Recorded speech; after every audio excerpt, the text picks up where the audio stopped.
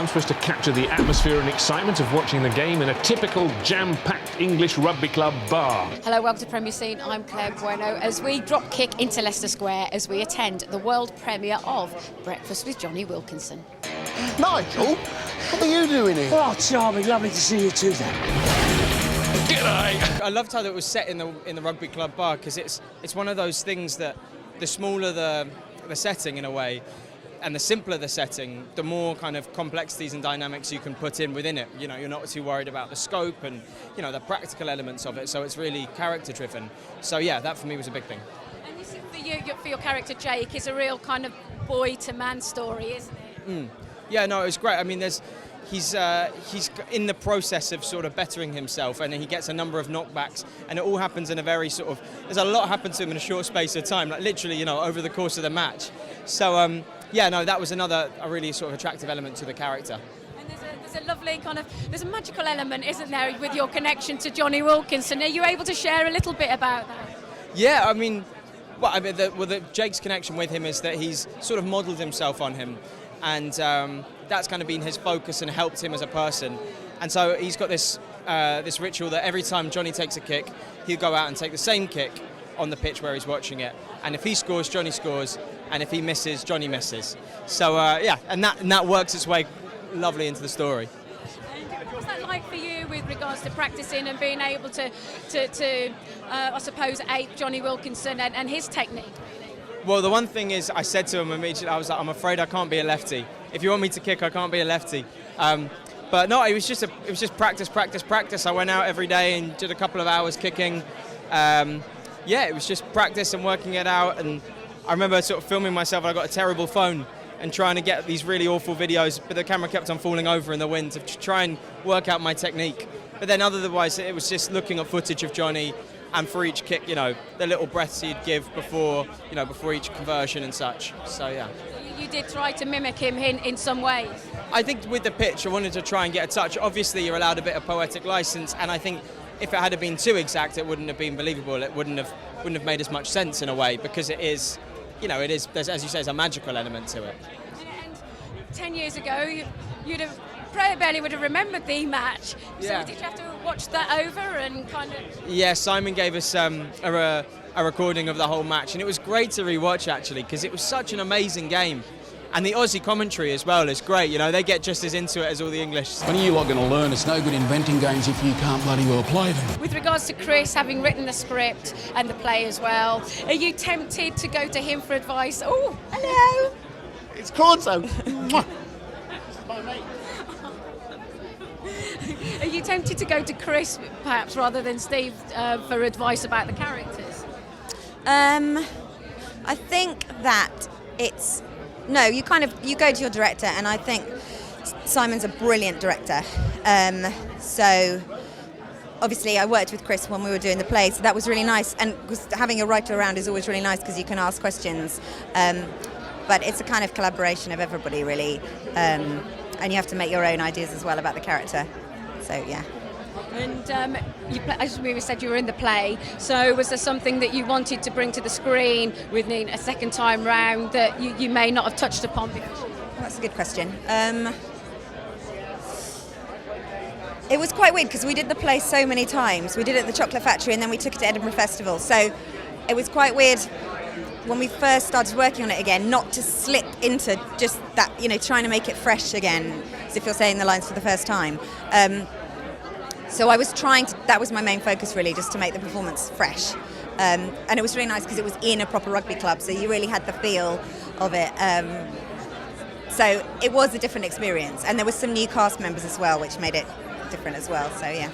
I mean, it's very funny. And when you're working together, do you have to be mindful about not over-rehearsing so that you don't lose the kind of magic of the comedy that's in the moment? Yeah, hopefully. And I think what was nice, hopefully this came across, is that because some of us had worked together before on the play, we obviously knew it backwards, and there was already relationships in place. So Norman, who just kissed me on the cheek, we've known each other for 7 years. So that's quite nice as a background for the film, because our characters are supposed to know each other really well. So I think hopefully that comes across as well. And it also meant that when we were filming it was a very, very tight schedule. We just went straight in with not that much rehearsal, so it was nice to have had that backup. It's an exciting evening, isn't it? Well, terrifically exciting for me. I've never been in a film before. Lots of things for the TV, but never a proper movie. So I feel a bit funny, really, a bit humble, like I shouldn't really be here. Well, the great thing about the script is that the characters are so multi-dimensional. Is that something that you found when you first read it? Yeah, it was. It was a really interesting character for me to play, and something very different from anything I've done before, you know. And I was just flattered to be asked, to be honest, because, you know, if you're known as a stand-up comedian or part of a double act, it's not an instant thing for somebody to offer you a big part in a play and then subsequently a movie. Who can believe that? Fantastic. Is it because you play Dave in the play as well? Was there something different that you wanted to bring to Dave this time round within the film? Yeah, that's a very good question, actually. Yeah, I thought about it a long time because, you know, when you're this big on the screen, you don't want to be doing stuff like this because it looks far too large, and my comedy background is obviously as stand-up and television comedian, so I wanted to make Dave as real as possible. And I think the fact that I had a chance to do it at the Chocolate Factory and subsequently in Edinburgh for so many times allowed me a background to think the character through, and hopefully it works on film. I don't know. I'll have to wait and see. Oh, it does work on film. Oh, Have you seen it yet? I have seen it, but I was kind of looking at it like this, because when you're in it, you know, it's a bit embarrassing watching yourself, and you wonder what everybody's making of you. And to be honest, there are bits of stuff that I did in the film, and I thought, oh, what did you do that for, you idiot? You know, but I guess most actors feel that way. When I score, Jonny scores, or when I fluff it, he misses. Both women actually have been really well written and they're strong characters. Was that what attracted you to the part? I like the way Lena was written. Apparently in the stage play, I didn't play that role obviously, and she was played quite differently. She was actually a little bit weaker. It was a decision that I made to kind of play her as just happening to be in that, you know, situation and having to make the best of that situation. Being a foreigner, being a part of what is really, really British, what was that kind of experience like? Because they have actually hit the nail on the head with it. I know, it is so Brit flick, isn't it? Well, it was a really, I don't know, it's a checkbox, you know, Brit flick. Check. It's nice. It's a lovely little story. I'm playing an Australian in the film, and I'm not actually Australian. I'm actually part Kiwi, so my country's probably going to disown me for doing this part, and also for showing a film where we beat the Aussies. Oh no! But no, that's good. That's good for the New Zealanders. Yeah, no. So it was an interesting thing. I've lived in the UK for 5 years, so I know the Brits. I like the Brits. It's been a very, very fun thing to be part of.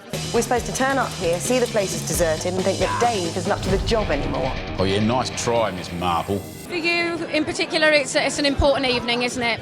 Yeah, well, I mean, at the Dallaglio Foundation, which I set up 4 or 5 years ago, that works with young kids through the power of sport, and in particular through rugby, is benefiting charity from tonight's film. So obviously, you know, that's something we're very proud of. And you know, listen, Breakfast with Jonny Wilkinson's fun. It's British. It's exciting. It laughs at itself. It takes a bit of a mickey out of itself. It might have the odd pop at Australians as well. And you know, everyone remembers where they were 10 years ago today, you know, when time stood still and England won the World Cup. And we don't often get that many things to celebrate on a truly global scale in sport. So, you know, 10 years ago today was a special day. And what you touched upon it already, but this film is quintessentially British, isn't it? Yeah, very much so. It's quintessentially British. It's hilarious. I mean, I've actually seen it. It's a hilarious flick. It's fun. You don't have to know much about rugby, which is fortunate for a lot of people to enjoy the movie. It's not particularly technical. It's funny, and as I said, it has a bit of a laugh at itself as well. And at the heart of it is rugby, and for you, obviously, rugby has been your life and your passion, your inspiration. And can you tell us more about what rugby has meant to you and how it's really informed your life? Yeah, listen. I mean, you know, I went through some difficult times in my life, and rugby really was the thing that came along that really helped me turn my life around. You know, I lost my sister when I was very young. I was at a bit of a loose end as to what I was going to do, and rugby gave me that discipline and that strength, you know, to make something good of it. And yeah, so I owe a lot to rugby. There was a bit of hard work along the way. You know, 20 years later, you know, I put in a lot of work, and and got the rewards. And obviously that reward was, couldn't have been any greater than that wonderful day 10 years ago, with the team in Sydney. So normally you get breakfast with Jonny Wilkinson, but unfortunately you got me tonight. Supper with Lawrence Dallaglio. It's not bad. He's out kicking probably, practicing somewhere in France. And he's a great guy, and it's very fitting that the movie should be named after him. I've got the whole thing on tape, and the sex in the showers, and Matt saying he set the whole thing up to blackmail Nigel, and then all of you out there watching that ludicrous kick, you nut jobs. The script is beautifully written with some multi-dimensional characters, and for you, I imagine as an actor, you always had your actors in mind. No, probably not. No, I mean, what I have done, or I have been very lucky to get, is three of the guys who did the play in the film, because I kind of feel like we made it together as a team kind of thing. And a real ensemble. Yeah, I think so. And and a couple of other guys we couldn't get, and we've done very well to get young George there. And but I feel like for the film I wanted the guys we had in the play, but when we did the play, I didn't really have people in mind. No. I mean, you write things and they have a certain voice in your head, and the way that, for example, Michael Beckley has done the Australian character is quite a distance from what I originally had in mind. But once we started working on it and he was coming up with that, I thought, you know what, I'll have that. I'll take credit for that. That's not a problem.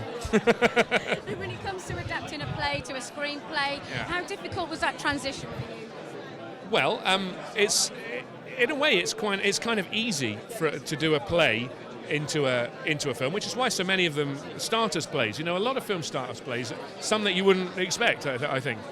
And it's partly because you run something on stage. We ran this for 11 weeks in London and then 4 weeks in Edinburgh, a slightly shorter version. So the script was being worked on all the time, and not just by me, but by the people who were in it. And making their own part better and making their own part make sense where I hadn't made sense.